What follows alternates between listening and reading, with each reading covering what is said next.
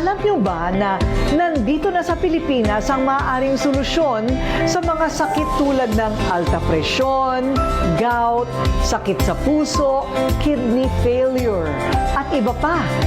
There is hope to live longer and better with Miracle sa Stem Cell.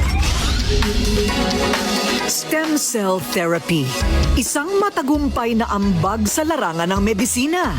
Maraming testimonya na ang naitala sa husay at bisa ng stem cell. Maraming maimpluwensyang tao sa mundo ang sumubok na nito. Kabilang dyan ang mga personalidad sa Pilipinas, si dating Pangulong Erap Estrada, Chief Presidential Legal Counsel Juan Ponce Enrile, dating Pangulo at Congresswoman Gloria Arroyo, veteranang aktres at Miss Universe Gloria Diaz, at marami pang iban. Marami man ang nag-aalinlangan dahil sa halaga ng treatment. Pero ayon kay Dr. Jolo Santos, mas mabuti nang maglaan ng pera para sa kalusugan kaysa mapunta lamang ito sa mga material na bagay at lumala pa ang karamdaman dahil hindi ito naagapan.